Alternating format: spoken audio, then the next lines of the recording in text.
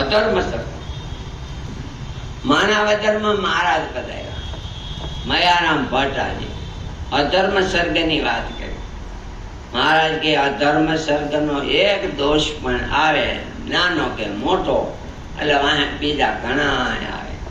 તુલસીદાસજી મહારાજે લખ્યું કે અધર્મ સર્ગ જાબા કરતા પ્રવેશા સુર નર મુનિ જન નહીં સુખ લેશા.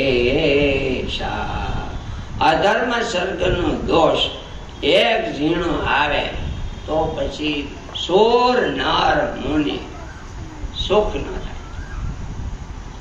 મહારાજે એમ લખ્યું અધર્મ સર્ગનો એક પણ દોષ ઝીણો એવો જેના હૃદયમાં હોય અમે ન્યા રહેતા નથી. કારણ કે એ ટાણે આપણને દોષ પરાભવ કરી જાય એટલી વાર તો ન રહે. જેના હૃદયમાં ધર્મ સર્ગના ગુણો દયા ક્ષમા લજ્જા તિતિક્ષા જે છે તો અમે ત્યાં રહી. એટલે આ મંત્રમાં એમ કીધું દોષ ઘણા નષ્ટ થયા. એક આવે એટલે બીજા આવે.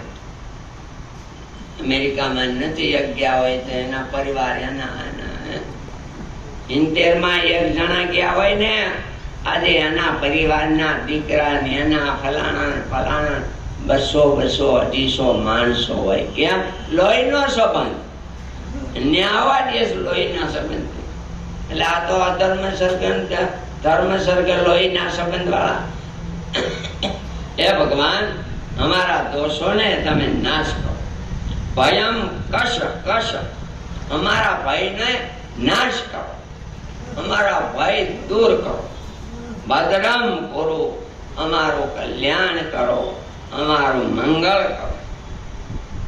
ઓમ નમો ભગવતે સ્વામિનારાયણાય નમઃ. હે ભગવાન સ્વામિનારાયણ હું તમને નમસ્કાર કરું છું. જો નમો ભગવતે ભગવાન એમાં 6 ગુણ હોય. જગતની ઉત્પત્તિ સ્થિતિ અને પ્રલય કરવા એ બીજામાં કોઈને ભગવાન ન આપે. 2 ગુણ ભગવાનને અસાધારણ. ભગવાનના ધામમાં મુકતો જાય તો કે સાલો કે સાટી સામીપ્ય ચારે હરકું.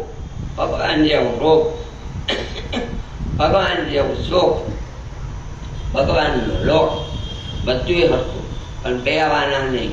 ક્યાં? તો કે જગત વ્યાપાર વર્જ્ય એટલે જગતની ઉત્પત્તિ સ્થિતિ અને પ્રલય કરવાનો એ કંટ્રોલર એની પાસે. બીજું સર્વ કર્મ ફળ પ્રદાતા પણ એ કોઈ નથી.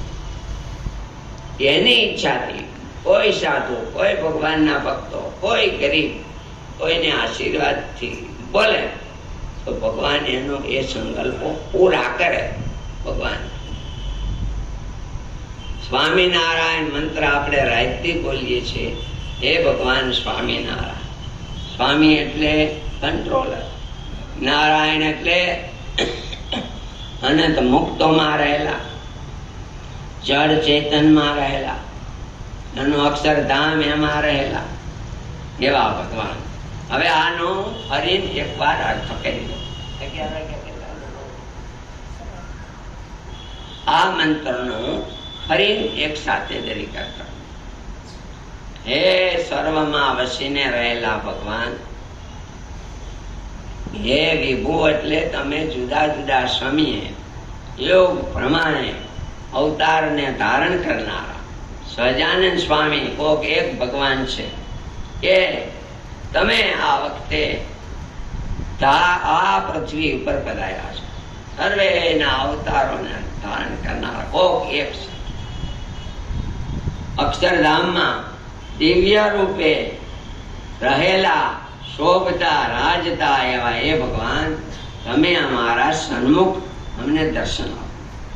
દિવ્ય મૂર્તિ, દિવ્ય શક્તિ, અમારા દોષના સમૂહને તમે નાશ કરો. ભયમ કશકશ, અમારા ભયને દૂર કરો, અમારું કલ્યાણ કરો. હવે આખો મંત્ર ખાલી એકવાર બોલી જાઓ. ઓમ વિભો સહજાનંદ અક્ષરે દિવ્યાકારમ રાજંતમ સન્મુખો ભવ દિવ્ય મૂર્તે દિવ્ય શક્તે દોષગણાન નષ્ટય નષ્ટય ભયમ કશા કશા પદરમ કુરુ. ઓમ નમો ભગવતે સ્વામિનારાયણાય નમઃ. આ બધા મંત્રો આપણા પૂર્વે ઋષિઓએ બનાવેલા હોય છે. આ મંત્ર કલ્યાણ મંત્ર. મારા ભક્ત